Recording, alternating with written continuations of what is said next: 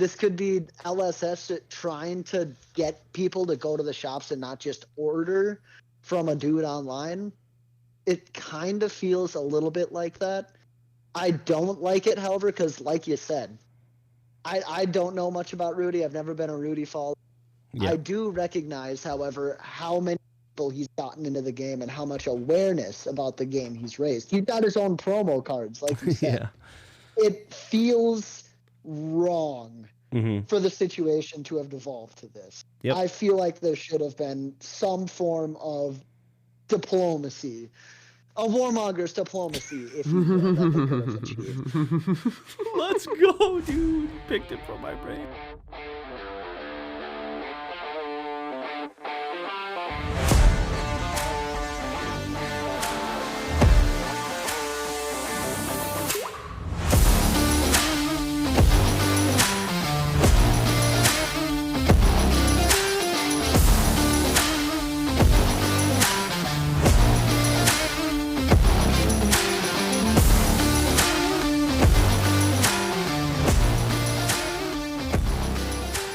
What up, Big Deck Nation? We're coming back at you again, not live, pre-recorded, with another episode of Big Deck Energy. We got a couple of interesting topics this week. We're going to be going over our weekly armory as usual. I guess it is kind of controversial, isn't it? What's going on with Ruu'di? I would say it's controversial. I don't see how we can not discuss that. And then going over some more of the heavy hitter spoilers. There's a lot there that I'm very excited about. Some that I'm not as excited about. But we'll get to that too. You want to just get right into it with our weekly news? You got to play in an armory, I know. I get to... We all kind of did. Cliff, did you actually hit an armory this week? No, because Globe News didn't have their armory today, so me and Wes just jammed a bunch of games. All right, well, you go first then. Yeah. I was going to say, since nothing I have is really impactful, it was just me and Wes jamming games and having a beer. I took Max out for a little bit of a stroll again, just trying to get the play lines down, see what I can see, and Max was popping today, boys. Max was popping today. First game we sat down, turn 2, dropped a construct on him, and then proceeded to hit him next turn for like 36 damage in a blitz game. Turn 2 seems very early for that kind of thing. Oh, it was great. Turn 1, I got a red hyperdriver out, cranked it, attacked whatever, and then got the other hyperdriver. And I boosted off a yellow hyperdriver, and I was like, oh, that kind of sucks. Drop my hand, and I have a red gas up, so +4 and bring a hyperdriver in from Banished. And I'm like, okay, I like it. I have that's incredible, Cliff.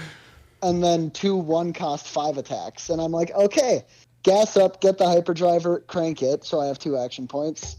10 damage from the 2 attacks, and then another 12 from the construct. Wow. Next hand I drop high octane, and then it was a 0 to 60, and then 2 jump starts. Jeez. I'm like, oh my god. That seems too good in Blitz, man. It was disgusting. Ridiculous. Speaking of good mechs, you guys saw the prof getting points, right? Yeah. Thinking about that deck in Blitz would be nuts because he turns all your 4-cost evils into 3s. Yeah, he's way better than you can't even play Tekla. Yeah, he's way better than actual Tekla. Bailey and I talked about that when we saw around the table. When I read him, I thought his ability was the same as young Tekla-Vasen, or just as Tekla-Vasen. No, it's similar, though. It's similar. It's not the exact same. It's your evils cost 1 less for each player or something. Yeah. And then, like, you get to still play them from Banish. That seems way I mean, you're losing out on the instant speed evos, but, like, how honestly, often does that really... It rarely comes into play. It definitely does. And especially when you're playing, like, UPF, and if you're seeing, like, big UPF stuff, you will see Teklo being played a lot more, just because he's way better than every other hero. But also, in the Blitz aspect, I think Prof is just a better hero than Teklo-Vasen in general. I mean, like, if they made actual old Teklo-Vasen Prof's ability, I think it would be a little bit different. Yeah. No, I kind of realized, like, when I messed around with the Teklo-Vasen Blitz deck, just thinking off of Cliff's crazy mechanologist in Blitz. I think they're all really strong. But yeah, when I realized you could play Prof and then, like, his ability is just makes those Evos like very playable. Oh, yeah. Not that they're unplayable in Big Teklo and CC, but they're just so much more cost. Can Prof use Mechlovasen? Because it's a Teklovasen Yes. specialization. You mean Singularity? Yes. Yeah, that's one of the things that actually made me That's think of playing him as well, crazy. because you get to ramp out all of them Just and drop then that still in play the Singularity. Blitz. Yep. Yeah, it makes me want to play him in our next Blitz event. Yeah, he's way better. I might cook something up. That seems ridiculous. But yeah, so what else, Cliff? Anything else on the old Max front? Just the last game we played, Wes was playing his Valda today, and I will say his Valda can cook some cans when she wants to. And he was at 12 and I was at 5 health. And I managed to get the construct out, and I won the game with no cards left in my deck and on 1 health because I was able to get the construct out and get a second action point. It was an attack with, once again, the gas up, so 9 damage, and then the 12 from the 2 construct swings. Jeez. And that was my last turn of the game that I was going to be able to play anything. And it was enough. Seems clutch. Yeah, I remember talking to you on the phone earlier today when you were playing.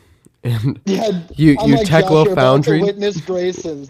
Greatness, yes, You're that. about to witness greatness. And Wes goes, no! But then I remember the other time when you went Teklo Foundry hard and you banished both your And constructs. got both of my constructs. No way. That actually felt happened. bad. And I all did of a not sudden he win just that goes, game. well, plan B. I was like,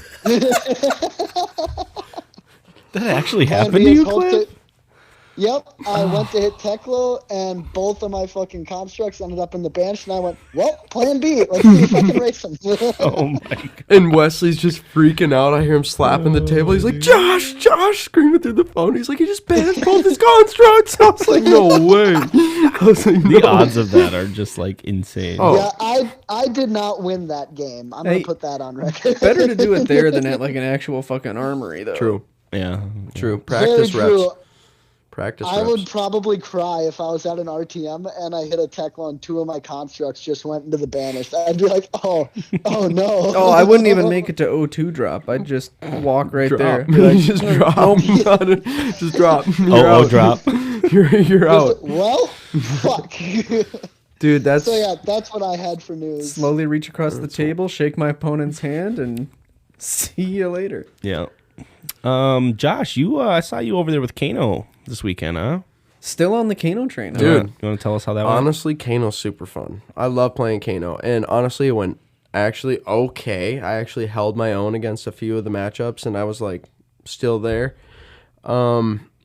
First game, I went into Tanner Adromai, and I never really played Dromai beforehand. Realized that every single card says target hero. So guess what? All those dragons coming straight at me because I can't take Yeah. them out, which And sucks really bad. Yeah. Aether Dart we figured out Aether Dart is the only card that can deal damage to any of the dragons. Singe too, right? And that can, Singe too, I guess. Singe, yes. Because it's that one target. can at least Is clear it like is it even Ashbones. worth it to like play poppers into that matchup?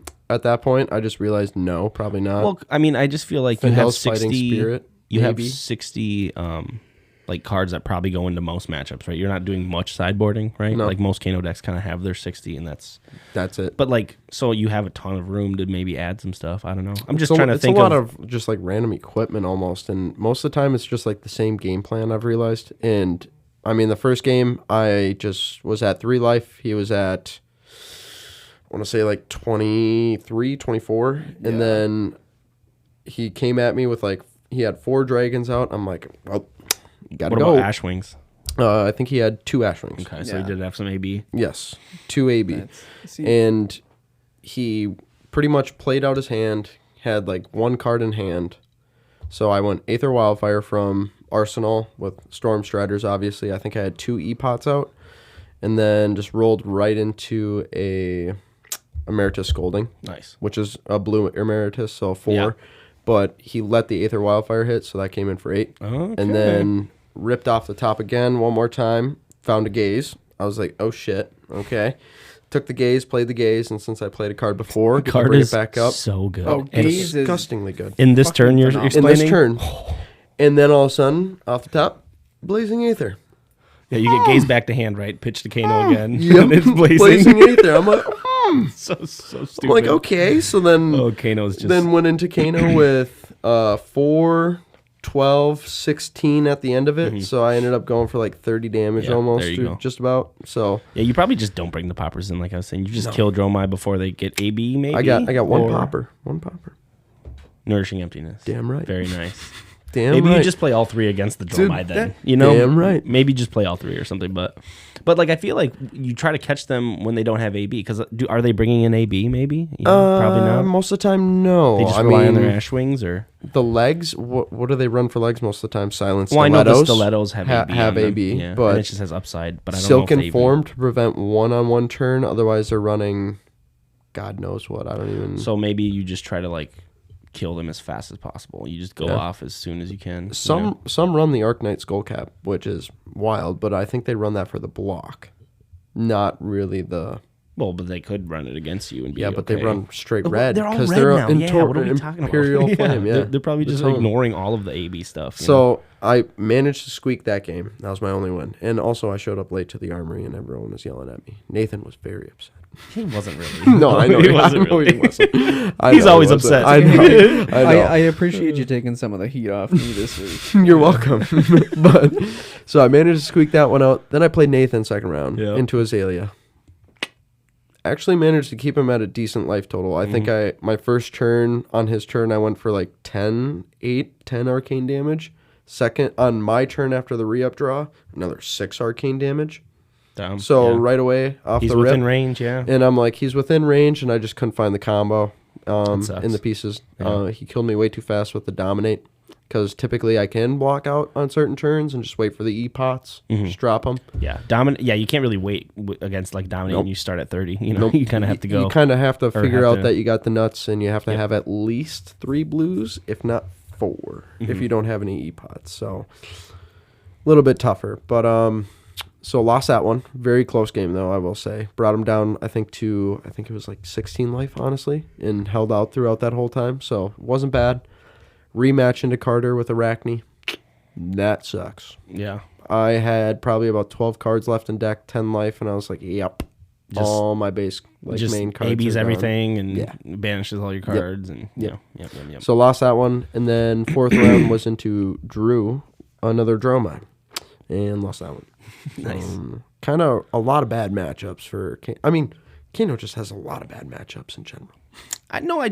Okay, so I think the more you get to play it, you'll just see that like I don't think it's less about life, or your life matters less with Kano. It's really just kind of when you're low enough to die, that's when you kind of, if you can kind of draw out the game and learn how to set up right, get your E-pots out, block more. Is like pitch maybe stacking just not, I need to work on a little bit more to try to see if I can get the combo more and block while more. finding. Yep.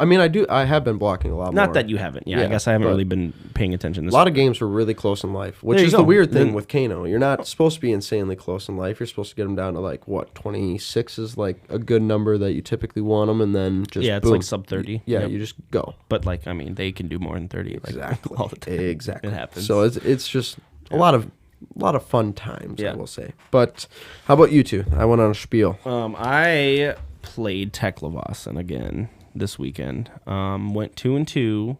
It was I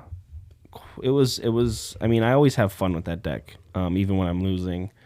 Lost to some close games though. I guess I shout out to one of our locals. He is actually one of Battle Hardened, one of the Minnesota players that Dylan you could see at the RTN's ProQuest seasons. He showed up and played at the Armory this weekend and made the drive out, which was pretty cool. It was good to see him first time there. in the shop. Played Uzuri too. Yep. And that for Teklevasan is weird, man. Let me tell you what, because the shreds are just the threat of the shreds, meaning like you, and like there was a moment last weekend where I was playing and realized that I could only use, when I'm playing against like a shred deck, I can only use my Steel Souls to block like their generic attacks, because the shreds don't target generic attacks. So like realizing that early in that game was like kind of what made it close, I think, at the end of that game. I think he just did too much damage early on, and when I transformed, I think I was like at 8 or 10 life. Oh, okay. So just not enough life to really leverage his ability and stuff. But I did transform in all 4 games. Got it off. Yeah. There you go. Played Dylan round 1 against Katsu. Did a pretty good job of just blocking most of that stuff. His lineup. He did dishonor me. Hey. Ended up just not being relevant with Teklo. No. We kind of figured out afterwards if he waits for me to singularity and then dishonors me, we have a problem. Yeah, true. You know what I mean? True. That becomes a very big problem. Do you kind of just lose the game if he dishonors? No, because like I think I suppose still not have on the 4 spot, evos. All my yeah. tanks are still 9 overpower, so I just have to find my tanks. True.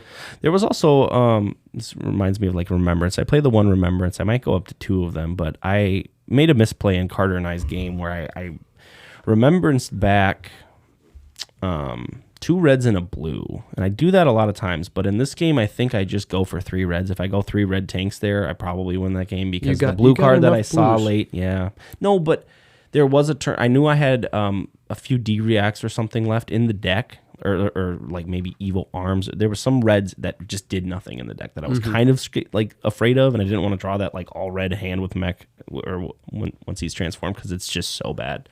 It's just like backbreaking. You can just block kind of, and like that's it for your turn cycle. But see, that's where that blue ended up costing me. It was like a Meganetic Protocol, and if it's a tank in that spot, I probably eke that one out. See, in that match, you're talking about the matchup with Carter? Yeah, I'm sorry. He was on Arachne. Yep. And again, I had to play around the shreds, which is just so when I was watching that game, it almost made me like realize like you still don't run fabricates. I still think if you save a fabricate for I'm the up end, to 2. No, I had 2 in the deck. You did have 2. Yeah. Did you fabricate at least once or twice just to get the? Yeah, I think I actually run 3 of those and 0 scrap traders is what I came to the conclusion. I run 2 and 2 of each, and I was like, kind of the scrap traders kind of do nothing. I feel like, or they do less than the fabricate. Yeah. So, but yeah, I think I'm gonna go up to 3 fabricates. Go down. I think it's just a cut good the scrap card. traders. Yeah. I always want to like block when I have that in hand, and it's like usually ends up costing me a lot if I Could want you to just save throw it. another big 7 attack in there or something? Like you run obviously. No, honestly, my only attacks in the whole deck is to block, set up, transform, and tank. Like it's really a What one about heavy mind. artillery? I have the blue. You do have the blue. Because what about it the is reds still, instead of scrap trader? No. Like I said, like if I'm going to be attacking with an attack action, it has to be a tank. Like, and if I'm going to take the time, like the whole point is to try to like assemble the 3 evo, or well, really 4 is nice because then you get up to the 9.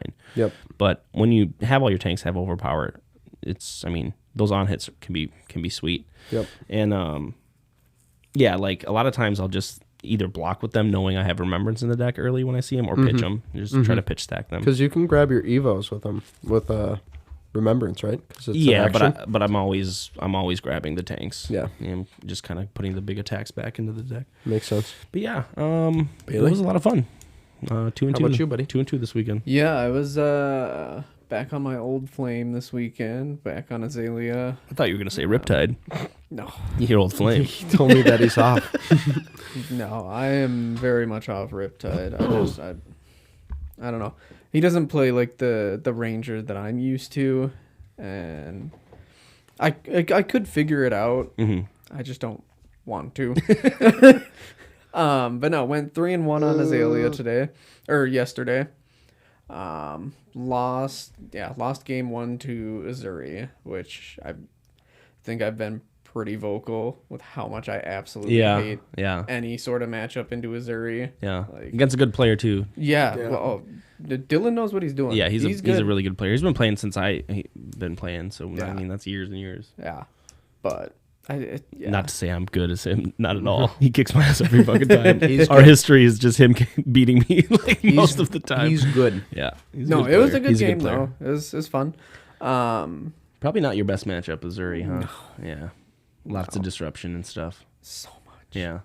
So much. Those shreds are brutal. That's like the Sneaking whole in the point of CNCs and Azalea. stuff too, you know. Like, Yeah. You know what I mean? That's bad for Azalea. Well, that was I arsenaled the card turn 1 and he hit me with like an isolate, which dominated. I'm not gonna give it the equipment block that early on. No, yeah. And just blew up my like arsenal for turn 2, and I was like, great, there goes any sort of momentum I might have been able to try It almost seems like it shouldn't be that way. When like the Nazuri attacks you with Isolate, it has Dominate. You know they have a card in hand. You're just like, how is this fair? Like you can't like overblock the 6 on the Isolate, which is like whenever they attack with something that doesn't have the Dominate like Isolate does, you just if you want to block it, you just block for 6, get to that 6 mark, and hopefully that prevents them from sneaking in because then they don't do the damage. But Isolate just says no, you get 1 card, and then I'm gonna make sure my on-hit hits you. Yeah. No, and I'm on a fairly aggressive build on Azalea right now, just really trying to lean into the buffs and the Dominate. So I'm running very few D-reacts right now. Yeah, I think I have most of them are like in my sideboard. And just forgot to sideboard at the start of the game. Yeah, because those can be pretty good. Yeah, after he cheats or she cheats it in. Absolutely. If I have like a sink or something on that, even blocking with like a non-attack, I can at least toss like a sink or something in front of it. Just forgot them. Are you using many like attack actions in the deck, like E-Strike, or you have like Ravenous in the list? No. Those can be really good against Warmongers. Like if your hand lines up where it's like E-Strike, Ravenous, some form of arrow, you can play Warmongers, and then you're like, don't care. You just play Ravenous, E-Strike, and shoot your arrow. Like your turn was fine, I honestly think almost like Razor Reflex is almost viable. I used to play that. I used to play that card in Azalea. I mean, it's really. I know the you Razor used to, E-Strike was one of the that play was like so good. Draw a card, Razor it, and then you just get that card back that you sent down to the bottom. It was a lot of times you would kind of like show your hand because you would draw a card and then you'd have like cards in hand sometimes. So then they know, you definitely have the Razor. Like why would you choose to draw a card and not go again? Yeah. Right. Well, I mean, so you can, but like it's still so good. Still, you're either drawing out a card or you're dealing an extra 3 damage. Yeah. I mean, at that point. So it's like it gets go again when it hits exactly. So it's so good. Yeah. That's why Razor Reflex. Still, even if you're like telegraphing it, because now they're forced to either commit to overblocking it and. No, it's worth a shot. Like, if they overblock it, you just maybe just don't one or Razor. Two. Yeah, maybe just like a 1 Razor in the deck or something. Dude, I love Razor. I mean, obviously Ninja, kind of but I mean, like any sword, and you just Razor a sword, nobody expects it. Yeah. I remember one time I Razored my sword, and you're like, "What the fuck are you doing?" I was like, "Welcome to the gauntlet, buddy." Yeah, dude, I know. Dylan Razors his Talishar sometimes, and I'm just always like, "Oh yeah." You can. It's amazing, dude. Nobody expects Prism it. deck he has. I mean, I've won off of Razors so many times because people snap block a weapon with 1 card, and then you just Razor it, and they're like, "Yep, yeah." It doesn't happen much on weapons. I do. I'm saying like the in the game, there's not many things that pump weapons in the reaction step. If there's like a hammer or a club coming at me, and someone's got 2 resource just sitting there, that's a pretty obvious pummel. Right. Someone swinging a sword at me, I am not expecting like a Razor or something like that. 0% most of the time. Is it actually just like, I'm sure it's not, but is it Razor and pummel? Like, are they the only ones that pump weapons in the reaction step? I can't think of any. Don't talk about warriors. Other than like warriors are a whole different I suppose aspect. like way different aspect. Right. But I mean generic cards. Pummel and Razor are the only generics I believe that pump weapons. Yeah. Everything else is like class specific. Oh, yeah. Which is why we see so much use of those. I played Short and Sharp for Assassin and Ninja. Short and Sharp does. Yep. Sure. I played a Prism round 2. Was that Sean? Zach. They both brought Zach. I didn't even see Zach. What Zach was playing. Sean was not playing Prism. Sean was on Prism. No way. Yeah, he was. I ended up squeaking that one out. And they didn't ask you for the actually almost Phantasmal beat. I Footsteps? didn't. I should shout out. He did. Okay, I let him use them. Good. But I should actually give Sean a shout out. Not to cut you off, Bailey, but he almost fucking beat me in round 2 with Prism. Hey, it was getting to the point where like he had multiple angels and he's fucking attacking with them and giving them go again with that shitty staff, and I'm like, I'm about to lose this game. I started to find some of my overpower where like there was one turn where like my overpower took care of a couple of his angels. And, like, did you help him on that deck at all? No, he never asked for my help with decks. He never does. I think it's just like I don't know. He asked me, and I was giving. Nice. He's like, "Do you got anything?" It's weird he wouldn't ask the Prism stand in our shop. I know. No, I told think him he to does it ask on you. fucking purpose because he just wants to beat me He with was the just decks like, he "I'm gonna makes, play Prism," which is good. I was like, "Dude, good. I got you." I was like, Yeah. "I know a Yeah. deck right now that's Hell yeah. probably okay." And he's like, "Okay, let's hear it." And Nice. him and I were talking about it for a few days, and he's like, "All right." And then he stopped playing it for a while. I'm like, "Dude, you gotta play it." Yeah. No, my Prism matchup round 2 was very close too. Zach is a decent player too. He was playing. He's really good. Like old school, like Aura game plan and all of that shit. Iris. And Yeah. no. Well, I know he has it it was on Iris. Yeah, he was on Iris, yeah. and I was like, with the auras, you kind of shit. have to run Iris. Yeah. Now. Give it the plus. He's got like 4. the ode and for a blue. fucking what is it? Merciful Retribution. Merciless Retribution. Yeah. Yeah. Or merciful. Fuck, they're still good. What's the new illusionist weapon? I can't. Numenaris. No, not Numenaris. It's the. Nathan told me what the new Numenaris 2, name for that Electric one is. Boogaloo. It's actually like the third one now, but It is. The new one seems way better. I mean, because it is way it better is. than the ones we got in Dusk Till Dawn. yeah. While still being way more fair than old Luminaris Yes. ever was. Yes, they did a good job Like, at actually it like balancing it. I Looks think, like a this time. very good weapon, and Prism is definitely going to be a contender now. But I still don't think she's going to be as oppressive as she was before. The 32 life is a big hit. That's Yeah. it. It's Yeah, hard. that's kind of what I was gonna say. I mean, granted, think- yeah, with Angels my have mech ward. decks, I can OTK that. Yeah, on I- turn 2. Yeah. I really Yep. think In Blitz. they could have at least given her like 34. Yeah.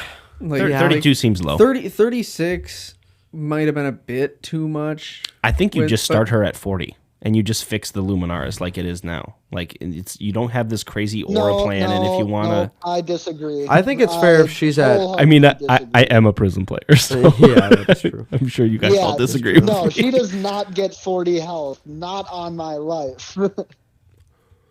She She has to stay like 34, somewhere in there. 32 is a bit low. 34 to 36 is All right, just right. we're going off on a tangent again, Bailey. Go on your third matchup. What was your third matchup? we haven't even got to like any news. Oh, yet. yeah. I know. Third and fourth matchup were pretty clean sweeps. I played Colin and Nathan, who are still like fairly new players, so it's kind of just like Nathan or Nathaniel?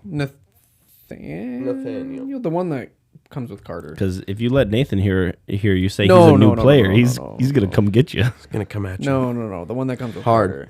Trust me, he almost gave me the auto Yeah, loss right away Nathan, on you round scrub. 1. He almost gave it to me. Be careful. Man's a stickler. Mine's in the gutter. Get it Felt out. so bad into that Phi matchup. That was like the one game all day where my Red in the Ledgers and my fucking Knock the Death Whistles and all of that, my Codexes just lined up perfectly. Dude, I thought you were gonna say the opposite. Just- 'cause before your game, I was like, It was avoid Red in the Ledger. That's what I said to him.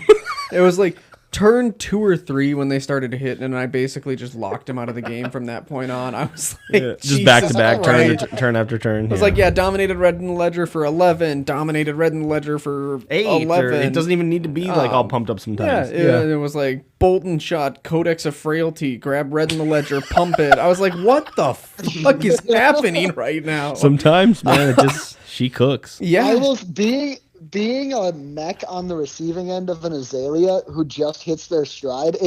I want to headbutt a brick. Yeah, wall like so any bad aggro deck. when you guys Yeah. get that Yeah. engine going. Yeah. Because it's like I can't do my things. Just let me do my things. Yeah. And they go, no. Or what's better is at the end of the game, after they get done using you as a chew toy, they hit you with Remorseless. Yeah. Well, who else was That's on even Azalea? better.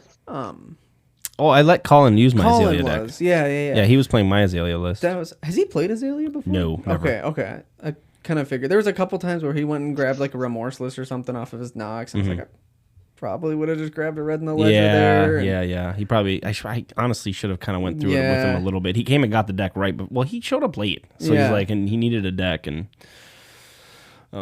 but I probably should have said something, but no, it's I was just sitting there like, yeah. sure. Yeah, he's just in town for the holidays. That guy showed up I'm like first 34 tournament. life. Yeah. This was years ago. The first tournament we ever brought him to, and it was his first like sanctioned Flesh and Blood event. It was a skirmish, and he top forward with Oldhim. I was gonna say, didn't he do like? Yeah, he did the best out of all of us that day. And just from him knowing how to play Magic and us playing a few practice games, he just like got it and somehow. Was that Oldhim or was that the Farewell Welcome to Wrath draft? No, it was not. No. It was not No. a draft. No, Colin's good. He brought Oldhim. Colin is good. He's very good at the game. He rarely plays. Like, I could it would see be the awesome wheels, if he. like, turning yeah, I and the know. gears If he was spinning, here like, to as stay he or was lived here playing. again, we'd have another really good player in the house. Because there was like another Azalea floating around too, I think, and I think he was kind of like picking up on like what me and the other Azalea were doing and like what our patterns were. Mm-hmm. He was getting it. Yeah. He was picking it up. So you said you went quickly. 3-1. I did. No more O2 drop, dude. You broke the streak. It could have been a fluke. I'm just listen. listen. Broken. No, the fluke was the O2. That's what the fluke was. just listen. If I can repeat it next week, I think we can stop with the O2 drop talk. But well, just make sure you don't bring Bolton then. Okay, how about that? no, but I'm bringing more jank. Okay. Bust out Riptide again. No, we're playing CC next week, right? Yeah, I believe Yeah, so. I don't know if my, the schedule's been up, but I told everyone CC, so we'll plan on that, and then My maybe full-on Blitz after that. CC Towering Titan Bravo should be ready. Oh shit! I finally got my hands on Round the Table, so I got the tower Yeah, cards there's some that I need. tower stuff going on in got that set. I really wanted that. I got it as my that prize winnings. I know. I Yeah. walked up there and I was like, Everfest, nah, Round the Table. Yeah, I was yeah. like, I wanted that bad. I was like, I don't even need everything in here. I literally need like 6 cards. Yeah, for our armory, we did a New Year's celebration thing where all of us brought like just different mats and prizes, and one of the prizes on the prize table was the Round the Table, and I don't have that, and I kind of want the Professor now. Just want the card. Yep, So I was like, it's that's good. the one I'm going to take. Yeah, I'm it's not good. going to take any of these mats. It was so funny watching Dylan beeline it straight to that Ira deck. Yeah, I know. I mean, at that point, all the boxes and everything were gone, but I was picking it up on my way out of the door, and I was like, I might as well just give it to Dylan. It's like, I don't need 2 of them. All right, boys, you want to get into the actual spoilers and news of the week? Yeah, Yeah, let's do we do want to it. do spoilers We first, got, or... Yeah, let's do the spoilers, and we can finish Okay, off with the okay. controversy. What ones? I don't even remember which ones were new for this. Well, last week we went over Betsy and Olympia, so we went over one Guardian, one Warrior, and this week I straight Brute. wasn't here for that, but I'm probably going to play Betsy. Betsy Raicho. What? Betsy Raicho. Yes, let's go. Oh, no, I'm absolutely going to be on Betsy when she comes out. Why the fuck Betsy not? looks like so much fun, dude. Dude, she's like a mini Bravo. Well, I don't know if I go mini Bravo, but she's like yeah, she ate Bravo. I was gonna say Bravo Light too, but it's heavy hitters for a reason, I guess. No, I love her aesthetic. It's but so dude, cool. it's so fucking cool. I saw that card. I saw like her ability and everything. I was like, dude, this is fucking awesome. If you can get that +1 Yeah. enough, like she could the be pretty +1 good. is huge. Like, It is. Oh yeah, because Bravos is just dominate, which like don't get me wrong, just in air quotes dominate is very good. Yep. But that pumps up some of those crush cards to like break points, where you're looking at maybe even like 3 card blocks on some of them if you don't want to throw equipment out. Well, it's nice that her ability has overpower because even on, I guess, like other turns too, you can still run your buckles in your Terra Sunders, so you can still dominate on those turns. I mean, if you really want, you can go both. Yeah. But at the same time, I feel like it's a waste of resource. But I mean, she still gets to run all of those other Guardian cards, and we still have yet to see her weapon, Yeah. which is going to be very interesting. Who knows what that's going to bring I can't into? wait to put a bet on a fucking Towering Titan. Dude, I think she'll be good. She's Or going not to be Towering good. Titan. Whatever. What Bet big? pulverized. What are you doing? Is Nah. it bet big? Oh, you're talking about the other Guardian. Yeah. No. So bet like all the new generic actions and stuff we're getting allow you to give attacks you're attacking with a wager. So utilizing that mechanic in Betsy, who you can utilize it off her, you can just put wagers on the old Guardian actions like pulverize. and get gold tokens for pulverized hitting people. It sounds amazing. All right, I suppose you're not wrong. Cliff You're has not always wrong. got And then, these crazy and then fucking... you cash in before it, and then you pummel it. Oh yeah, cash in. But- Cash in. We should be getting the other Guardian here hopefully pretty soon in the next few weeks. I'm kind of losing hope that it's Volda. I think I it will think be. I think it makes sense. I think it will Logically, be. people are going to be drawing It will cards be with Volda. gold I think tokens. if anything, it's gonna be like a 40 health Volda. Oh, Nah, joke's on us. she It's won't another be old 50. hymn. I don't know if they're gonna have the same ability. I think it will kind of because The it does make theme sense of the with the set- gold, the theme with the of the set wager. You're seems to drawing be- cards on your turn. Oh right, she makes the She makes the seismic okay. surges on her turn for if you sure. draw a card. So There I you mean, go. Thematically, it even fits. thematically it makes I was sense. thinking more like Crucible heroes being reprinted because we have KO. Did you guys want to cover that one? set- yeah, but Set-wise, what other like- Guardian did we have in Crucible? No. Well, yeah. Well, we had Volda. Volda was in crew, wasn't she? No, Everfest. Oh, so I was. We only mistaken had there. Bravo, My just whole take filling in there was cards, yeah. had holes all over. Yep. If we But get a new Volda, I think you're her right. ability will KO? function something like wager seismic. Win a wager, create a seismic. True. KO. KO. Cliff, do you want to go over KO? As you are our. There was a. What? I might You're a be brute the player? guy. I'm a KO player. I might- Cliff's I never think touched Cliff's KO. the brute. But Well, there is we'll a have KO no. player. You're right. Oh, I'm sorry. We're gonna have you spoil the next brute we got, Cliff. Yeah. Okay. You'll do the second one, Josh. Why don't you start us off with Well, KO? what's the spoil about that one? Shut up. Hey. Ruining the bit. Come on, Cliff. So we got KO armed and dangerous. I'm a KO player, and this KO seems very interesting, but kind of hurts at the same time. Feels like a dagger. So he may only have one weapon, which is kind of wild because if you look at the art, he only has one arm, Yeah, love it. which thematically makes Love it. sense. I didn't realize that at first. I thought his arm was just tucked behind his body, and then they go, "No, you idiot! When Nathan His actually said arm's it in the gone." Discord, I'm like, I'm like this one. Yeah, I was like, well, I said something about the one weapon, and he goes, "Well, no, he only has one arm." ... And I looked, and I'm like, "Fuck." he's right. But incredible. The other part of his ability is attack actions you own get +1 while they are in any other zone other than the combat chain. And then the first time you discard a card with 6 or more damage during each of your action phases, create a might token. That's So, Cliff, very good. It is. What do you think? What do you think about this KO? Well, me and Josh talked about this a bit, and I think that we're onto something here. So that ability to give the +1 power to cards in any zone, we think that would buy into if you discard a 5 power Yes. for the effect Yeah. of a brute Yeah. card. No, That that would is- make it a that's 6. it. Which That's is the the- whole point. that's That's the whole Yep. point of it, right? Yep.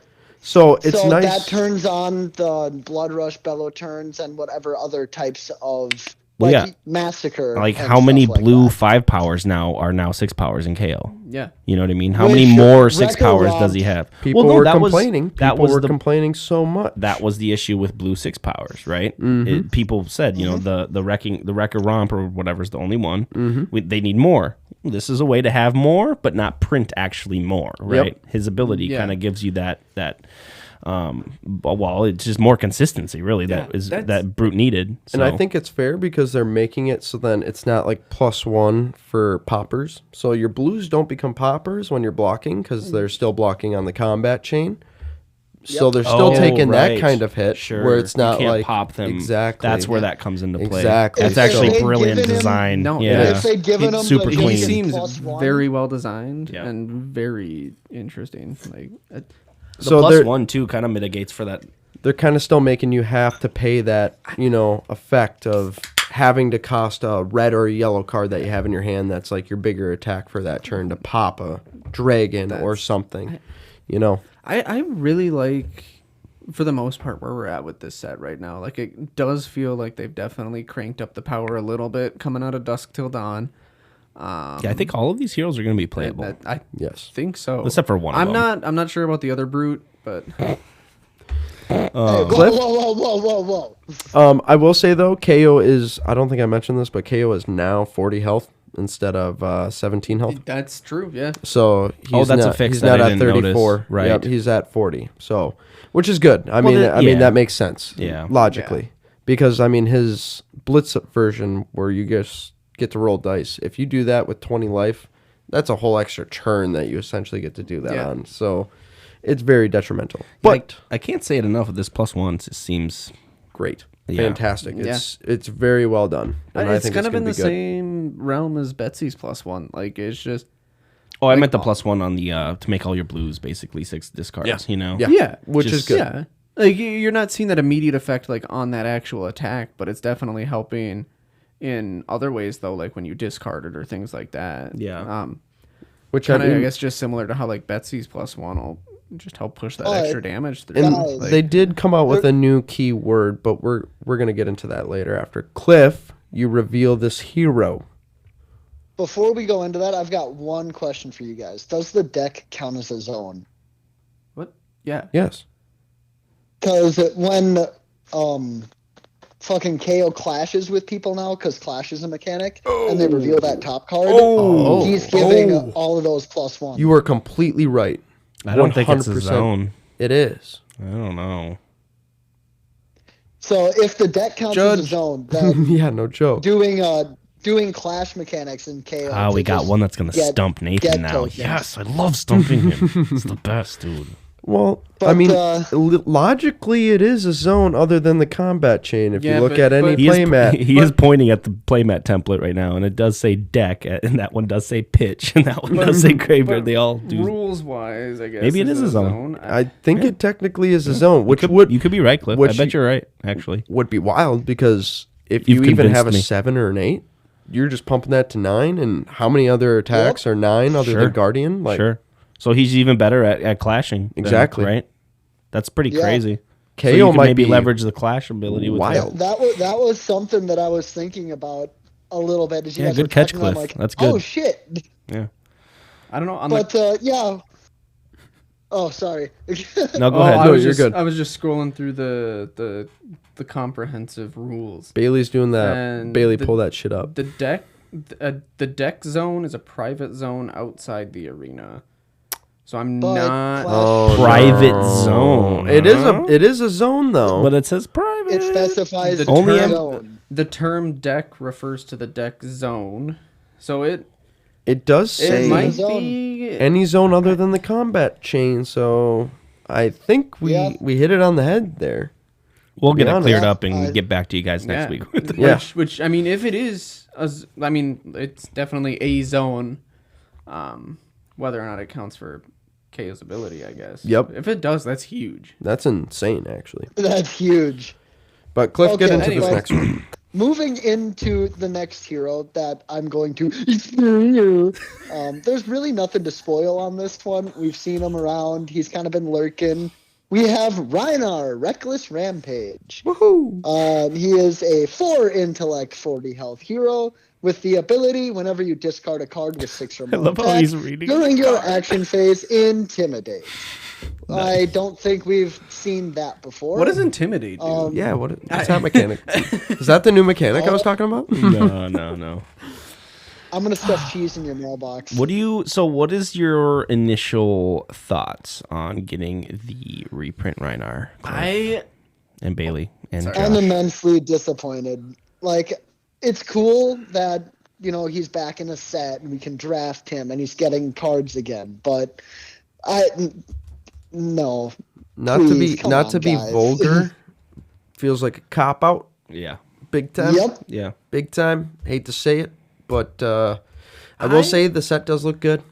But come on. And yeah, I'm gonna go into some of the brute cards just because there's a couple of things I want to Hold on, Bailey. talk about a bit. Bailey, give your thoughts. I think on I'm Rhinar. kind of okay Oh, with my bad. it. Like, as far as these, 6 hero sets go, they've already kind of set the precedent that they Reprinting can and absolutely will Benji, reprint like older Katsu. heroes. I mean, Yep. you look at Outsiders with Azalea, and then you had Katsu, Benji. God, we had 3. Yeah, Jeez. yeah, So and maybe nobody- we're just being little bitches. and Nobody was really up in arms about Really? Outsiders. Yeah, we only got the one. That's- I think this is. I mean, speculations. Unless they give us fucking speculations, Bravo. Valda. I mean, even Valda though. What if they just See, give us OG if Bravo? they I'd be gave us- pissed. I think I'd that be everyone pissed. would lose If they their mind. gave us I'd be OG pissed. Bravo, I'd be kind of upset. I think part of the reason people were so okay with like Azalea and things like that and Outsiders is because we got some really good new cards and we're able to like make those heroes playable. Sure. Yeah. Reinhardt's never been in like a bad spot though. Like I feel like he's always been kind of just like middle of the road. Like he's never been like phenomenal, but he's never been like bottom of the barrel. Like That's probably true. Yeah, he's never been like terrible, like a terrible deck to play. Yeah, which I mean, maybe with this set, I guess it'll bump him up a little bit, where you might actually see him a little bit more. Depends on his cards. Yeah, I think that would be okay. I think a lot of it almost. Yeah, the new mechanic seems very good for him. Like very good. That was one of the things I wanted to which one? touch on. Clash? Yeah. No, beat chest. The beat chest. Yeah. It makes me hold out hope that we might see Valda next. I agree. So, for people that don't know, the beat chest mechanic for Brute is the new mechanic, and as an additional cost to play this, you may discard a card with 6 or more power. You may. You may. Not the most important thing of that sentence you may. You may. Not randomly. So now you either. get to intimidate whenever you want. Exactly. So they've utilized the intimidate mechanic way better with just this new mechanic that they came out with. Cliff, what's your thoughts as the Reinhardt player? So I personally love the beat chest because it takes away some of that inconsistency you can run into with Reinhardt. Because now it's giving you the choice of which one to discard. I also think that depending on how we see things play, it could be kind of a problem because now you can just choose to discard your Beast Within, you know? Oh, yeah. And then that lets you go and fish another card, and then you get the full effect for the beat chest. Yeah. And to help Massacre, too. If we get more cards that care about them being discarded, you could be right. This could be very, very strong. One of them. There is, there's one card that I want to go and read to you guys, because I kind of thought it was a mistake when I read it at first. Where are you? It's, a Brute card, 6 power or more. At instant speed, you can choose to discard it and create an agility token. Agile windup. It's a Brute warrior. You're talking about... Oh, I thought you were talking about the Brute instant that was spoiled. The No Fear. No. Not that one. That one's interesting. I'm talking about the Brute warrior action. That's an attack. Red for 7 power. It's a 3 cost. And it has the text instant. Discard this, create an agility. So, if you're using this in Reinhardt, you can use that card to discard itself to cause an intimidate trigger. Wow, yeah, you're right. Look at Cliff, just breaking the meta, dude. Leave it to the Brute guy. Hey, yeah, no joke. Leave it to the Brute boy. That also works in KO, because then the yellows are going to be 6 power, the blues are 5. Yeah. So then KO can just choose to discard those to get triggers for intimidate and stuff. Not as effectively as Reinhardt, well, but yeah. I mean... what does agility do? Agility gives you go again. It pops at the beginning of your turn. It's your first attack. Because might's +1 and vigor's an extra resource. So it's not like a quicken and that you can use it immediately, but you're still getting some. No, it happens at the beginning of your turn. It does happen. It's the exact same thing as quicken. Because you can not attack and like bank make a up quicken in the middle of a turn and like. Oh, you're right. Quickens don't pop at the beginning of turn. Yeah. It's just when you want to destroy. When you want to attack with. Gotcha. No. Quickens. You can't choose. It's just no. I'm talking about go. Agility. My bad. I was saying you can actually choose on which turn you want to pop it. Which actually, I did want to circle but back. That's still not bad. No. I did want to circle back to this No Fear card though. Not really. Honestly, the text this card seems too weird for my brain. I'll let Cliff read it or Bailey or one of you guys. But if you look at the art. KO has his other arm. So I'm wondering if this beast he's fighting here is the one that jumped his fucking arm. Do you see that? Oh, is that KO? That is KO. Yes, I looked at the hair. I looked at the ponytail. I was like, oh, that could be Reinhardt. I'm like, oh wait, no, that's KO. He has 2 arms. That has to be KO. Dude, that I'm has pretty to sure be. that's the Hulk. Hulk smash. But no, it is an interesting card, though. I mean, the fact that Brute's got an instant now, and they've had one or two had an before, instant bonehead barrier. Oh, you're right. You're right to prevent. You know what this card does? This card prevents discard effects from being forced onto you. You just play this card and then you save your hand. Yeah, like against a pummel or something. You're not wrong. Yeah. Inertia. Yep. That'd be really funny against the pummel. Fucking. God, what's the other Ranger one that discard? The. Dead Why- End No. or Deadeye. Not Deadeye. Why am I blanking on this? I literally just played it yesterday. It's the action pumps by 3. If it hits, they discard their hand and destroy. Seek their and Destroy? arsenal. Yeah, seek and destroy. Jesus. Mm-hmm. Yeah, you mean you can even kind of save yourself from that. Card is And weird, prevent though. some damage on the way. I will say, it's a cool kind of defense reaction. One may say. Mm-hmm. I don't know. That I do think Reckless played. Swing is still better almost. Or this one might be better than Bonehead Barrier.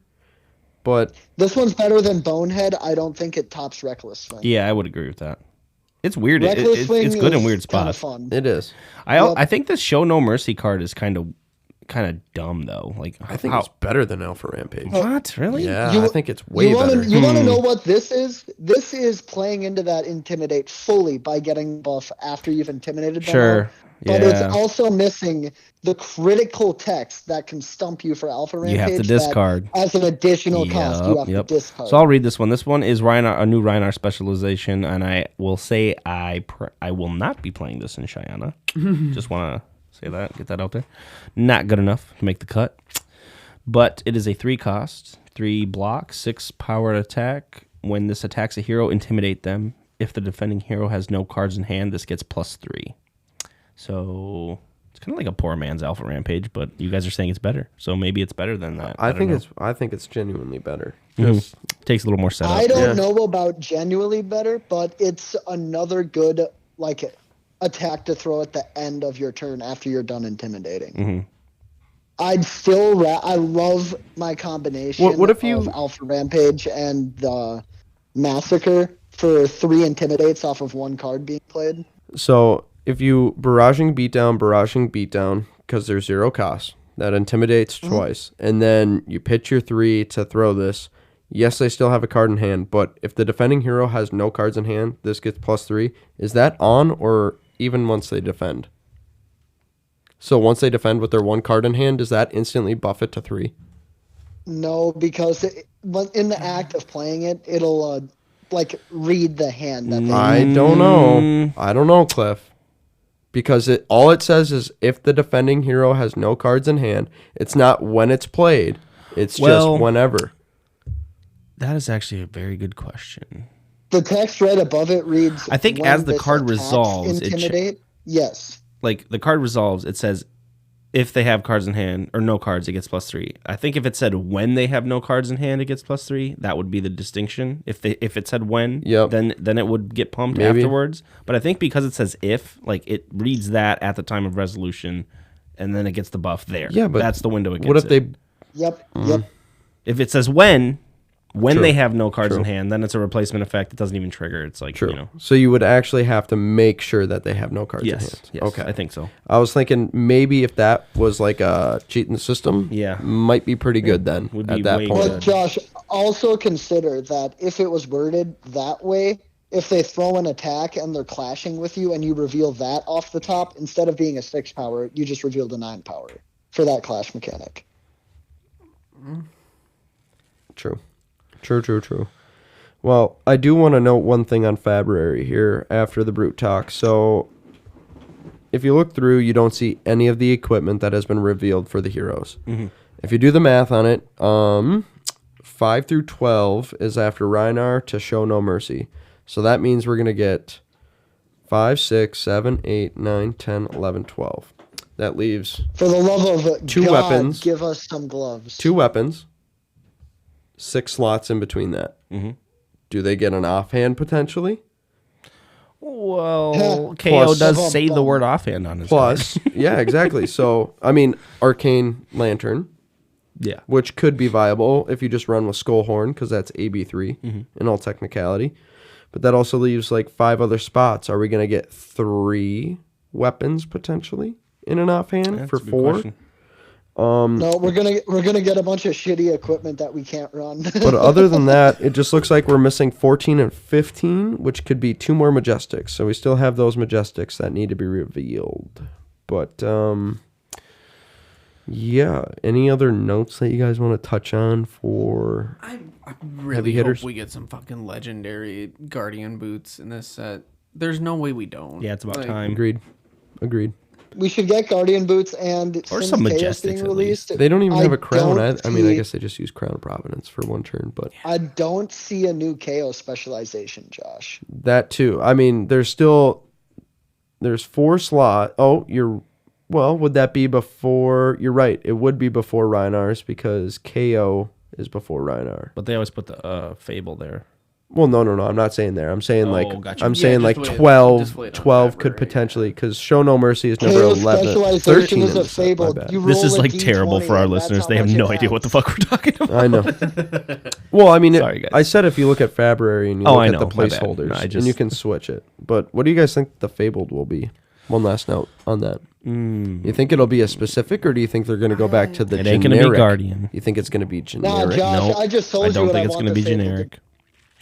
It's going to be a fabled KO specialization, a one of. You roll a D20 and add that to whatever you're throwing. Okay. I would be kind of interesting to see like something with the Savage Lance as a landmark. That would be kind of wild. Yeah, that'd be cool. Guardians have a Or Fable. the arena, right? Yeah. Because they're fighting in the arena. Yeah. They just That give could us be, too. the That'd actual be, arena. like, That- what, a that's- generic? that'd be- Yeah. That's what That they're makes going to sense. give us, right? That'd make a It's lot going of to be sense. another landmark. Maybe Or maybe if if you it's- have We it just out, got you it, get Jen, to you didn't get we? that wager an Well, extra we've got a lot on a of turn or gems, something. like Light of Soul. I think it's back to our Master last Cog. Master Our last Cog, landmark was Boys. Aria. Course. What if Holy shit, since we're they're definitely adding, getting the arena as the Fable. Yeah. what if since they're adding like all the new mechanisms for gold, silver, and copper mechanics, the location they give us is the money lender, where you can exchange them. That I could be don't think interesting. that I would don't be think they something like a force Fable, every. though. You can't have a Fable be like pivotal for every deck like that, right? Because Yeah. then It's not really pivotable. no, every deck though. Pivotal. No, Pivotal. but no, Cliff. Like if you want to optimize a deck, like, and you make it where it's that important, Yeah, all the that's- decks need it, the- and the- then the price of that thing just becomes. Thing with the I Fable is don't none of think them it's that really have important. been like 100% must plays in your deck, and Unless you're going to like Worlds or something, Yeah. where you're playing for Yeah. thousands of dollars. Yeah, I Like, mean- you want those small percentage points and shit with like Yeah. Iva, Fidia, and Kano, or Heart of Findle and like Icelander. But yeah, for the most part, you don't need them. Library was fantastic in Prism. Though. I A mean, that was lot of so Prism good. players didn't play that card. I know, but A lot of them it was didn't. so. It Good. was always I've a mainstay in my deck. Yeah, thought about I loved trying it. it in Bolton in some capacity. Yeah, but yeah, so we can kind of we do have time. You said to cover the last little bit of controversy, huh? I do want to kind of preface this discussion with like, I already know firsthand that we all don't sit on the same sides of this, but also like the community has kind of been a very good community in Fab, and this is kind of the first time I saw some kinks in that armor. I'll say, because like a lot of people are so volatile when you bring up Ruu'di's name. But Cliff, you said you didn't even hear about the news, huh? With Ruu'di and stuff from Alpha I know Investments. something happened because I think Josh tried sending me a link to watch, and Mm-hmm. then I just never watched it. So I knew there was something afoot, but I never. I'll went just and try to spent it. go into it I haven't in short. seen any like actual like. We posted videos it or in the anything. Discord. I must have missed it. He posted a video basically, and he went into explaining how. I mean, he talked about all of the card games out there, really Every the top TCG. ones. Yep. Every He TCG. mentioned there was about a 20-minute part of his video where he's talking about Flesh and Blood and stuff, and he ended up getting so much backlash from that video that he had to delete the video. That's why we couldn't find it that morning. But a lot of other YouTubers were out, describing what happened and stuff. So, and then the next day he sent a private link to his patrons, and I happened to be one of his patrons. I know, sue me. But, so yeah, I mean, you can probably tell I'm a little biased on this one. I do like Ruu'di. I've always enjoyed his videos. He's a fucking funny guy, even though he is kind of, one of those evil investor types, like, that everyone hates. But, yeah, so in short, Cliff, LSS have gotten a lot of recent complaints from LGS owners across the country. This is all according to Ruu'di. And the complaints are that Ruu'di is selling his boxes for under MAP, which is what is it? Minimum advertised price, I think, is what that stands for. And Ruu'di sells his boxes for, I think, $75 a piece, around there. You have to give him, I think, $15 on Patreon a month, anyways, to be on there. And he basically told LSS that he's not going to increase his price to the $85 or $90 a box that they are asking him to, and he's going to drop the product altogether. So the guy that got a lot of this game moving in the U.S. is now getting out of the game. I mean, they gave the guy his own promo card. I have that promo card. It's one of my most prized possessions in the game. I love that thing and all the stupid freaking equipment you get for it and stuff. And, but yeah, it was a very sad day for me. I was talking to my wife about it. I'm like, oh, Ruu'di, because she knows Ruu'di just for me watching his damn YouTube videos. So she makes fun of the guy all the fucking time, and makes fun of me for watching him. But I was like, yeah, he's getting out of Flesh and Blood, and she even knew when I said that to her that it was a big deal. And I was like, yeah, this is a sad moment for me. He's actually gonna not sell it anymore. I mean, he's one of the main guys I get the game from. Which is crazy because he did just buy PCG here. He bought 69% of the shares for it. It's wild. Here. And that PCG is one of the top ones for Fab, just because they have the Fab slabs. So it's it's crazy. What's going to happen with that? The main, so I don't know. That's a good question. I mean, it's going to keep moving, it should. If they're not getting as many Fab cards, I mean, he'll still grade Fab cards. It's not like true. It's not like he's not going to not do the market on that. Right. Yeah, but he went into the video really just kind of saying how they're listening to idiots, and they're just, I mean, he really went in on a lot of the companies and Hasbro and LSS and claimed that they were overprinting every set, I will say Hasbro is just clowning around right now. And I mean, I know. See, if you look past, if you're a person that just despises Ruu'di, if you look past, his Ruu'di ways and how he does things, and, he came off really strong about it, but if you look past what, that's kind of his thing, he's exactly. Very strongly that's his persona. One way or another. That's his persona. That's how just he is. How he is. Yep. So, if you look past all that, and you actually, break down what he's saying, he's 100% right. A lot of the times he's right. How are you, okay, my big issue with it is, if you're some big LGS in the country and you sell throughout the country, right, and you're undercutting the market, right, you're some huge LGS that's doing that. LSS step in, tell the LGS they can't do that. That's fine, because I think they hold LGSs to that MAP pricing, or they try to. I think is the idea. Ruu'di's not an LGS, no, and his patron list is a few thousand people. Yeah. So you're going to tell me that those few thousand people buying boxes for $75 from Ruu'di is impacting the market share of the rest of... No, it's not. Bro, I think go on fucking TCG Player right now and buy a sealed box of bright lights for $70. I think they're trying to... all the prices on every TCG and everything has gone down. If you look at Magic and what happened with them, as soon as everybody saw that they got rid of 20% of their employees for Magic, their prices went straight downhill. If you look at even the old sets, even the old ones, down. Dietz yesterday was saying he's seen a lot of people in that community dumping duels and all of these old reserve list cards and pulling out of it. A lot of, he went into how bad MetaZoo is right now. I know you guys kind of knew about MetaZoo. Yep. What was happening a while there. We dabbled a little bit. Yeah, I'm so happy I got out of that when I did, dude. We didn't. I barely dived in. I bought a deck hard, and that was it. Dude. Really? Yeah, and I got paid off big time in MetaZoo. I made more MetaZoo than I did probably in Fab. Really? In Sealed? Yeah. Again, I sound like one of those evil fucking collectors and... We'll get into the player versus collector later. There's a difference between a collector and an investor. Yeah, that's true. No, you're true, or you're right. And I'm definitely not an investor. And if I happen to flip things along the way, that's what pays for the hobby, baby. You know what I mean? True. Hold on. I'm sorry about the dogs right now. My girlfriend just left, and you can hear them barking. My apologies. But Ruu'di has definitely made some very good points about TCGs, and honestly, all of them are going down. If you look at the Fab Seal product, it's all gone downhill since Crucible. I mean, if you look at the Monarch First Edition prices, $70. Yep. If you look at Everfest right now, you can buy them for $40 online. Yep. So the thing that I actually like disagree with Ruu'di when he went in so hard on them about overprinting.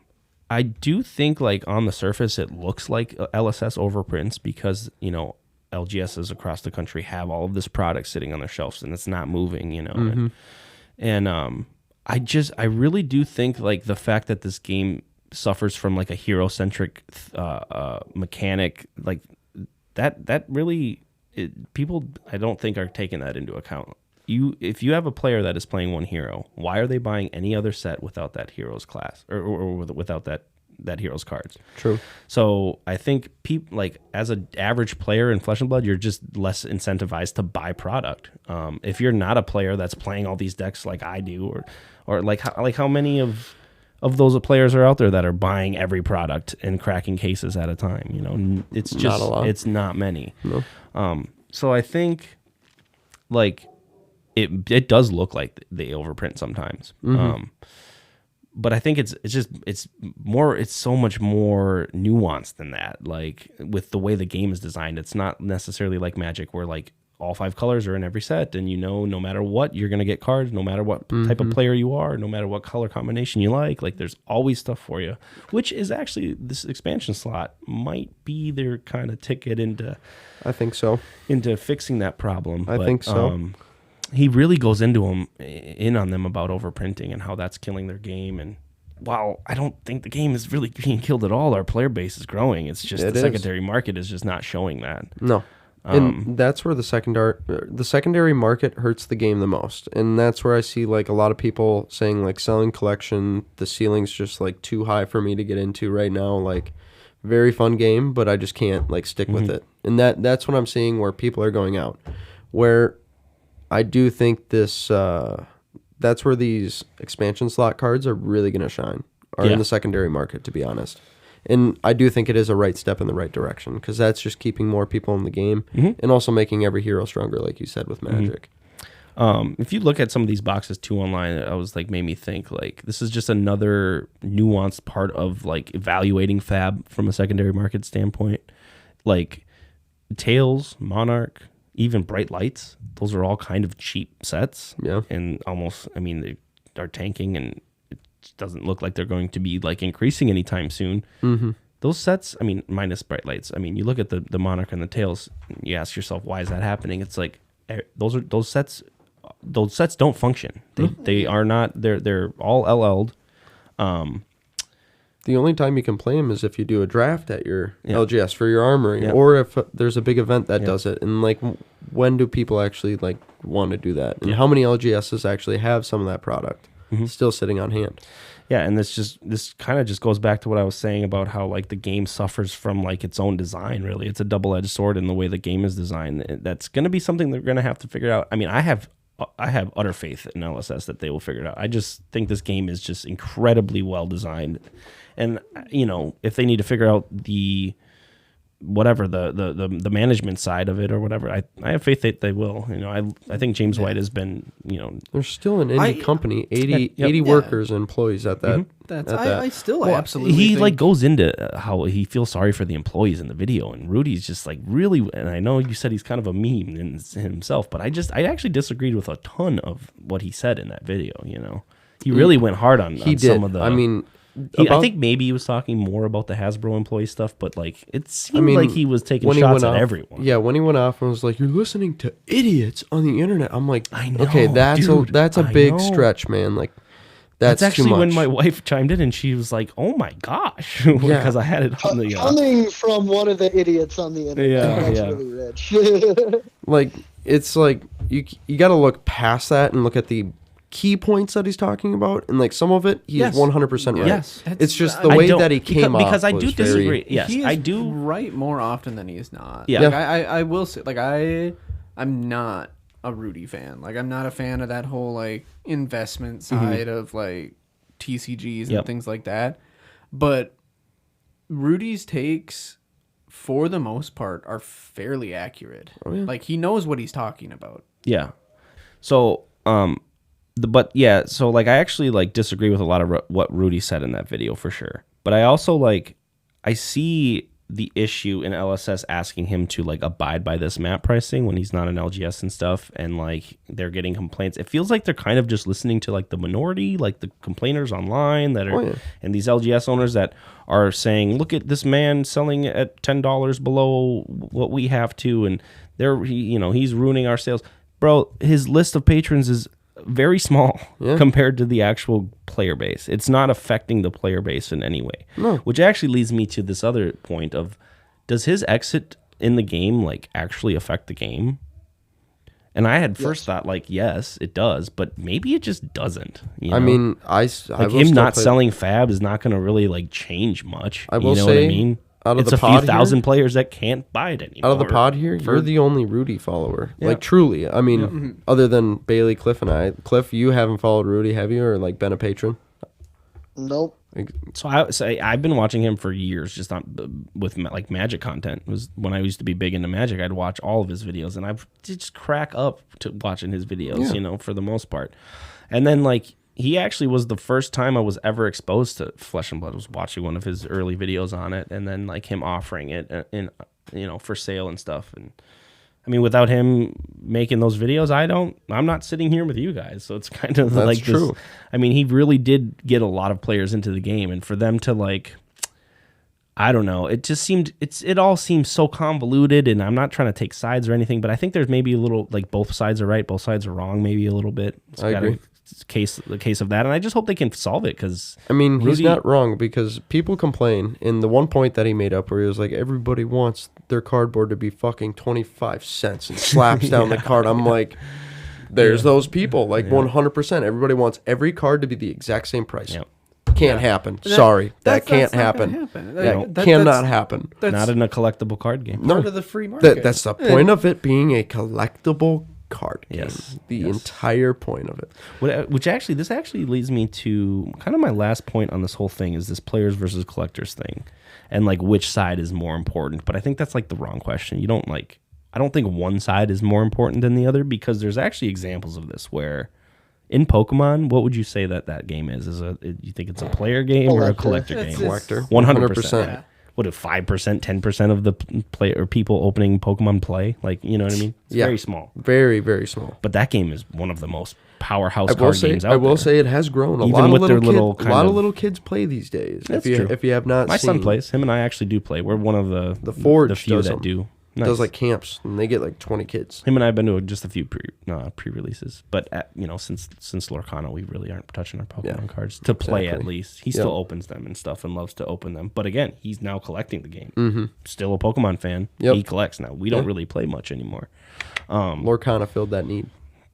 Well, that Pokemon is just a good example that like, are players more important? Because I like initially when I kind of asked myself this question was like, yeah, players for sure. They're the lifeblood of the game. But then I kind of was like, wait, Pokemon, no one plays that game. Like, so they just do a good job at keeping the collectors engaged. Pokemon also has more than just their card game. Like, it's the whole IP. Right. No, you're right. Like I think that helps it tremendously. Certain things like Magic and Flesh and Blood, like without the player base, there's not much left. No, you're definitely right. I beg to disagree. Well, yeah. So I was gonna direction Magic's been going. That's true. Yeah. That's My player base game that I thought of was Magic, because without the players, is Magic even the game anymore? That's like, the Hasbro wanting to just make money. That's where does that it work? aspect Is it actually become collectible when everything is shiny? Everything is shiny when you open a pack. Exactly. What's collectible now? Nothing is. When you make everything collectible, the nothing is one-of-one collectible. card that you can get in the set. Well, right. I know they have everything shiny. Nothing. Like, that's how they draw you in. It's like, the one-of-one $2 million one ring. Like, that's what's gonna draw people in. And so the fact that Magic comes out with a card game that is based around certain things like Marvel, Lord of the Rings, Fallout, you're directing at certain people in certain things. Yeah, to go along with your point of like the collectability aspect of like what they've been doing, like I absolutely bought like some of the Doctor Who stuff. Mm-hmm. I bought some of the Warhammer stuff. I've never been like a huge Warhammer guy, but it just looked cool. Yeah. Like the Doctor Who stuff. Like I've watched Doctor Who. Like I was a Doctor Who fan. Haven't touched the cards since I bought them. 100% purely just like a collectible thing. Well, this makes me think kind of back to your other point about the IP in Pokemon. Like maybe the collectability of it or of these games just lies in those IPs, themselves. And if that's the direction Magic wants to go, like they're going to lose a lot of people. Like there's a very devoted player base that just wants to play the game and sees like what they're doing with like all of these outside IPs. What do they call like universes beyond or whatever? It's just terrible. According to them, it's like saving freaking Hasbro. Yeah, it is. Yeah, from a financial standpoint, it probably is. Like those universes beyond are absolutely making them huge. So like without the huge player money. base, or if like the player base keeps like shortening in Magic, are they okay because of these IPs? Probably. But then is it just like Probably. a Pokemon thing where Magic is just a collectible card game now? And well, this kind of leads me into this last question of like, is Flesh and Blood geared towards the players versus the collectors? And I think it's like kind of an easy answer, but like we just kind of got off this IP thing with Magic and Pokemon, like without building a true, like a good true IP, which they have. They'd actually, if you dive into the lore and stuff of Flesh and Blood, I mean, it's great. yeah, But without that IP, is there really stuff to collect? Because like at that point, you're just collecting dollar signs, right? If there's no IP and there's no like actual sentimental value, then it's just you're just one of those investors trying to flip cards and trying to flip boxes. And if you didn't get in the first 3 sets, you're not doing that right now with Flesh and Blood. No. So like the collector side of things is pretty quiet, and it is kind of leaning more towards a very much player-centric game. And I think that's where our game has been growing this entire time. Right. Off of Magic players coming over because they're realizing that it's just like that for Hasbro. Yeah. So You would never be able to tell, though, if you looked at the secondary market of Flesh and Blood, which I think a lot of people do. They look at the secondary market, they go, oh, this game's dead. And then they're like, they don't give it a second look, Yeah. And it's like, it couldn't be more from the truth, man. Like, our player base is growing, and we have, It's definitely slowed down a little bit the last few months, but like it's Well, still... it's always in between, like, the big Yeah. events, though. There's kind of that lull and that downtime that, not at our shop, though. no. we're cardboard very lucky. degenerates. We Yeah. just show up every weekend and We thrive. throw cardboard at each other. But even like in the metro area, what wasn't Dylan saying? Like things have been slowing down quite a bit out there as far as like Yeah, a lot. it's not just Flesh and Blood, it's everything. Yeah. Yeah, I mean, Ruu'di kind of goes into that, how like everything's going down right now in the card space, Shit, even Lorcana, there was a craze about that, and they finally printed a bunch, and now it's like... Most of the Lorcana pages I see are just people ripping packs and not even asking. I will say one every 25 posts, I see somebody asking a question about an actual deck building. All of them are just like, oh, look what I pulled, look what I pulled, look what I pulled, look what I pulled. Yeah, a lot of everything. just pulls, Yeah.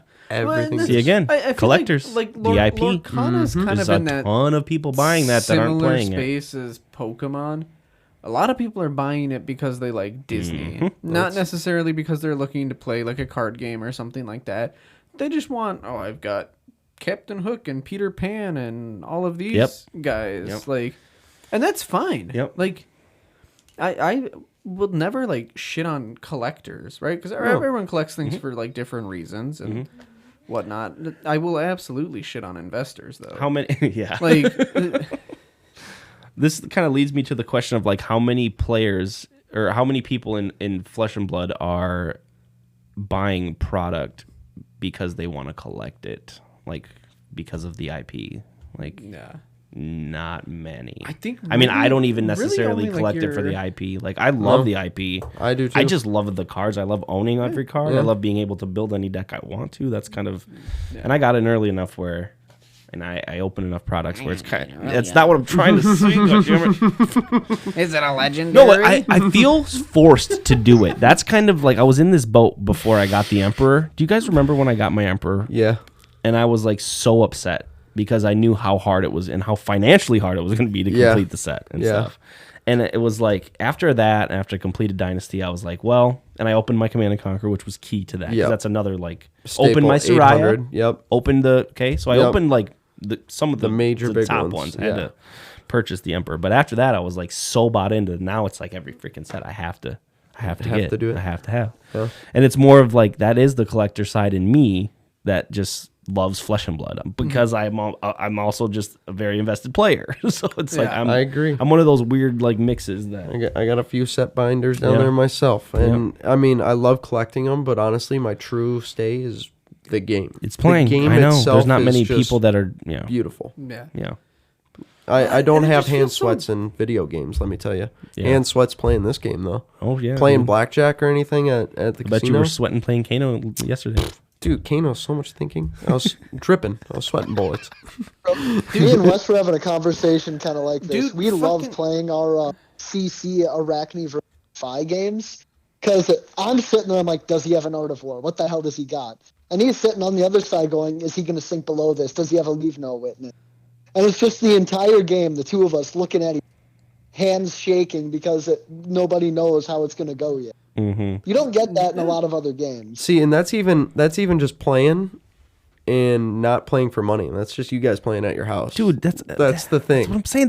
This game is like the actual name of the game, the Flesh and Blood, and the what do they call it? The catchphrase of the game, right? You get to bring people together in the Flesh and Blood. It is the best game to actually physically play in card game or in the CCG world, in my opinion. Well, it's better than Magic. It is better like than Pokemon. It's better than Yu-Gi-Oh! It's better than Lorcana. For the tabletop. Like it does. It's great. It is truly the best game to play, and it just sucks. It gets such a bad rap on the other end of it, like the collector side. Like if you didn't get in early, it's like kind of, you're gonna collect Uprising boxes. Like I mean, I don't know. I don't know. Ask Josh. Or no. You're collecting Dynasty. I think the game will figure it out. Everything. I mean, I've tried collecting everything. How many boxes of Dynasty have you opened? I want to say 6 cases, 7. Have not ripped a Command and Conquer. Ooh, dude, that's rough. Should have just bought one at that point. I've that's what I tell Tanner every time. But I love the thrill of pulling. And I have so much extra that I could honestly just sell all those. And I'm like, dude, I don't know why I just don't, but I should. I like slapped my gold foil bracers down and he kind of like scoffed at it, right? Tanner did. Like in a joking way, of course. But I'm like, hey, man, you could have one of these. All the boxes you buy every fucking weekend, He's like, you're not wrong, And I'm like, he's like, yeah, but he said what you said. He's like, I just love cracking packs. I'm like, so then it's just gambling at that point. You want this card, you just want to open it and not pay what I paid for this card. Dude, I will say 99% of my cards I have ripped and not bought. Yeah. The only cards I have bought are Silver Palms and the Earthlore Bounty. That is it, because I did not rip those. I wish I could say the same. That is rough. Oh, Dylan. I did buy Dylan's Heart of Fendel. You went out and bought your Silver Palm. Dude, they were like $12. I wasn't saying no. I was like, $12 for those? Yeah. I was like, hell yeah. I'm doing it. I will say they have done a good job. Well, maybe not a good job. Their Marvels have been tanking recently. But you can still open Fab on a collector side and open some very expensive cards. Yeah. Dynasty in particular is like insane if you think about them. Like I ripped the box and I ripped potential the Cold Foil value Construct and a Rainbow Foil Black Tech Whisper. That pays for a box. That's crazy. Pays for a box. That cold. We have to talk about that cold foil. As we like to say, step into the office, my friend. I do kind of want to circle back and we'll kind of finish up with this topic here. I hope we didn't offend too many people with that discussion. We didn't have a lot of questions either, so it was good to kind of dive into it. Was a good week for controversy? Yeah, you go first. No, I just wanted to get kind of Cliff's take or overall opinion, because he actually truly didn't know what happened as he does every weekend. You read my mind. I was about to say the exact same thing. I show up and I go, what's new? No, that's good. That's good, Cliff. That's why you're here. But so, that whole situation, it smells, like you said, convoluted. Because on the one hand, like you said, Ruu'di isn't an LGS. Yep. Ruu'di is just a dude who happens to have a rather large audience, who's able to buy a lot of product and move it consistently.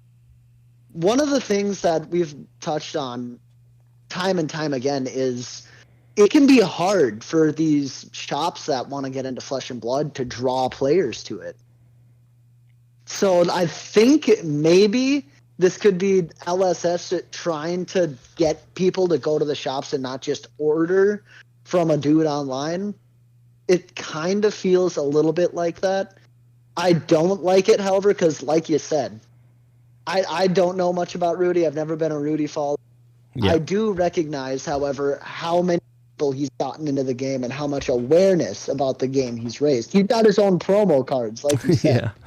It feels wrong for the situation to have devolved to this. Yep. I feel like there should have been some form of diplomacy. A warmonger's diplomacy, if you will, that they could have achieved. Let's go, dude. You picked it from my brain. I was going to say it. I love it. The best. Here's your fucking intro.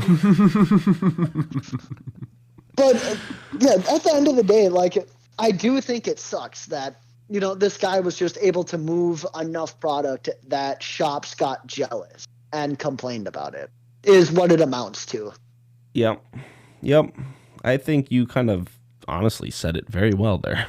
Almost better than we did. Yeah, the best anybody probably could have. You just learned about it today. Hey, that's the thing about learning about it in a day. I mean, you know, you can retain it very well. You get to retain it from multiple points of view. If it's one thing I've learned, it's about 90% of the time, your initial take on something is going to be right or close to it. See, that's a good thing I learned from golf. Go with your gut. Always pick your first club. Never second think yourself. Always go with your gut. But I mean, I'm going to drive with my putter. And that's exactly what Ruu'di did. Thought with his gut, and he went in headstrong, I will say. But any other last notes you want to touch on that, Cliff? Any other last pieces? I do want to say that I don't think this is the end of this. Because, one, we do know that Ruu'di is mainly a businessman, right? Yeah. I'm wondering how much of a margin he was making off of Flesh and Blood, and vice versa.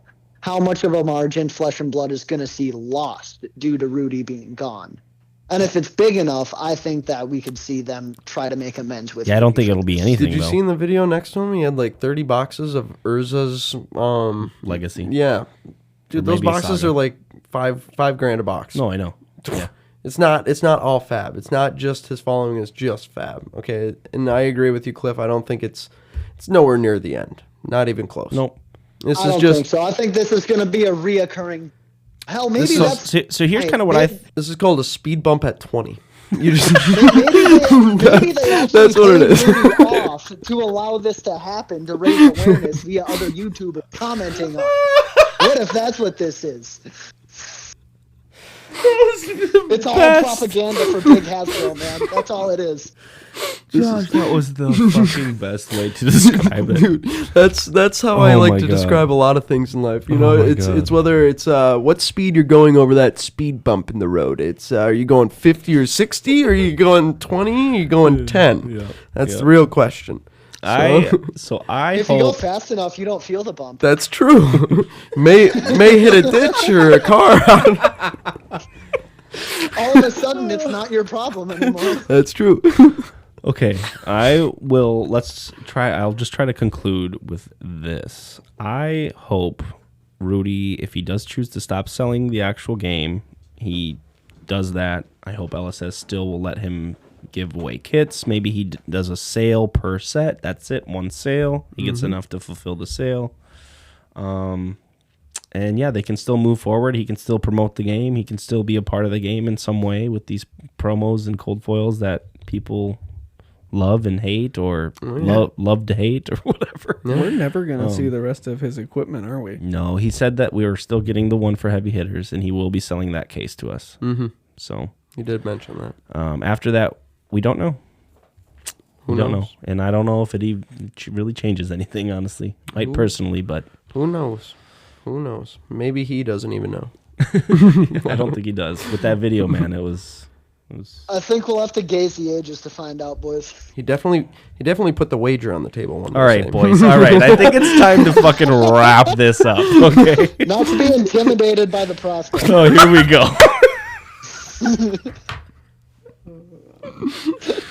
All right. Well, on that note, Dominate me. Tommy Mommy. Now you guys are just saying random shit. That's a you quote. I know, that is me. That is me. I did say that. I did say that. But you might want to take a step back and realize you have to, take a look in and maybe opt to see what you're looking for. Okay, okay. I thought he was going to say something. No. God, I should have known. All right. Well, on that note, boys, why don't we get on out of here? Ty likes to say thank you, listeners, for joining in. We appreciate all of you, especially for our rant this week. There was a lot of controversial news that we had to go over. This wasn't an episode. This was more of a rant, really. Well, I mean, that's what it's got to be. Yeah. But check us out in our Discord. It's always in the show notes. You can email us at bigdeckenergycast@gmail.com. Or is it just bigdeckenergy@gmail.com? It's cast. It is cast. Someone read him the script. Let's go, take two. Hey, our show notes had blank on it, okay? We just had a few notes on it, all right? But Hold on. thank you again. We appreciate it. And send us any emails if you want to send us a complaint or a thank you letter. We always appreciate everything. No complaints. Hey, we like complaints. That's true. I wish we had more complaints. I do too. Listen, it's not complaints, it's criticisms. Yes. Yes, exactly. That's true. But I don't deal with either well. As I always like to say, we are signing off. Peace. See ya. As always, it's a pleasure. Fucking Chick-fil-A is.